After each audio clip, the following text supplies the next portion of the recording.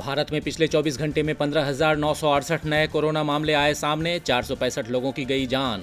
अब तक 4,56,000 से ज़्यादा लोग पाए गए कोरोना संक्रमित। करीब 2,58,000 से ज़्यादा लोगों ने दी कोरोना को मात। 14,000 से ज़्यादा लोगों ने गंवाई जान।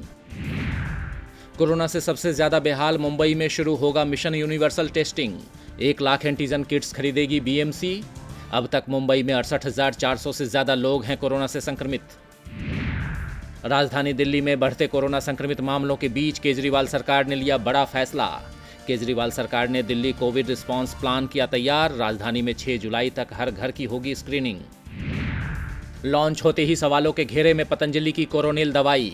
आयुष मंत्रालय ने दवाई पर रोक लगाकर पतंजलि से शुरू किए सवाल जवाब। मंगलवार को रामदेव ने लॉन्च की थी कोरोनिल। जम्मू कश्मीर में कोरोना के बीच आज से सार्वजनिक वाहन सेवा बहाल। किराए में 30% की बढ़ोतरी के साथ आज से संचालन शुरू। प्रदेश के ट्रांसपोर्टर्स लंबे समय से 50% किराया बढ़ोतरी की कर रहे थे मांग।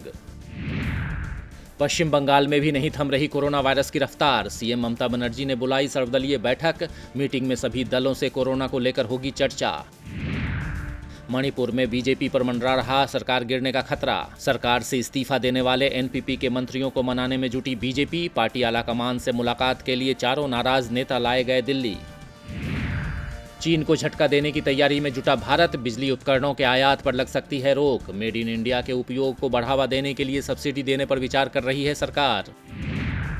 मशहूर कोरियोग्राफर सरोज खान को मुंबई के हॉस्पिटल में कराया गया भर्ती। सांस लेने में तकलीफ के बाद कराया गया एडमिट। कोरोना रिपोर्ट आई निगेटिव। कुछ दिनों में अस्पताल से मिल जाएगी छुट्टी। दिल्ली में अगले 24 घंटे में मानसून दे सकता है दस्तक। भारतीय मौसम विभाग ने जताया अनुमान। कहा दिल्ली, उत्तर प्रदेश, पंजाब और हरियाणा में अगले 24 घंटे में बारिश से मौसम होगा सुहाना। दिल्ली के लिए मौसम विभाग का ऑरेंज अलर्ट जारी। दुनिया भर में कोरोना संक्रमितों की संख्या पहुंची 92 लाख के पार। कोरोना से जान गंवाने वालों का आंकड़ा 5 लाख के करीब। रोजाना तेजी से बढ़ रही है कोरोना वायरस की रफ्तार। अमेरिका और ब्राजील में कोरोना ने मचाया सबसे ज्यादा आतंक। अमेरिका में 23,42,000 से ज्यादा लोग संक्रमित, तो ब्राजील में भी 11 लाख से ज्यादा लोग हो चुके हैं कोरोना संक्रमित। मैक्सिको में महसूस किए गए भूकंप के जोरदार झटके। रिक्टर स्केल पर 7.4 मापी गई भूकंप की तीव्रता। 4 लोगों की गई जान। भूकंप के बाद मैक्सिको में सुनामी की चेतावनी जारी। अमेरिका के राष्ट्रपति डोनाल्ड ट्रंप और ट्विटर के बीच बढ़ता जा रहा है विवाद। ट्विटर ने राष्ट्रपति के ट्वीट को अपमानजनक बताया। अपनी नीति का उल्लंघन करने के लिए ट्विटर ने चेतावनी नोटिस भी किया जारी। अमेरिकी राष्ट्रपति डोनाल्ड ट्रंप के H-1B वीजा के फैसले की प्रौद्योगिकी दिग्गजों ने की तीखी आलोचना। ट्रंप के विरोध में उतरी तकनीकी कंपनियां। गूगल के सीईओ सुंदर पिचाई के बाद टेस्ला के सीईओ एलन मस्क और माइक्रोसॉफ्ट के अध्यक्ष ब्रैड स्मिथ ने भी जताई आपत्ति। कोरोना महामारी ने व्यापार को किया बुरी तरह प्रभावित। इस साल की दूसरी तिमाही में वैश्विक व्यापार में 18.5% की आएगी गिरावट।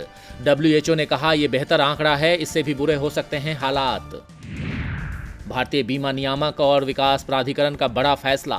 इरडा ने स्वास्थ्य और सामान्य बीमा कंपनियों को छोटी अवधि के लिए स्वास्थ्य बीमा पॉलिसी बेचने की दी अनुमति। पॉलिसी के तहत मिलेगा कोविड-19 कवर। महामारी के दौर में लोगों को सुरक्षा उपलब्ध करवाना है फैसले का मकसद।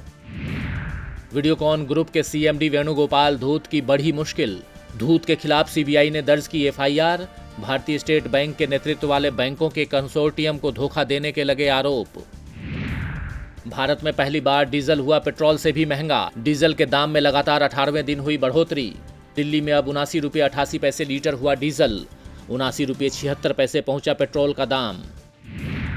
और आज लगातार तीसरे दिन हरे निशान पर हुई शेयर बाजार की शुरुआत। सेंसेक्स 162 अंक की बढ़त के साथ 35,593 के स्तर पर खुला।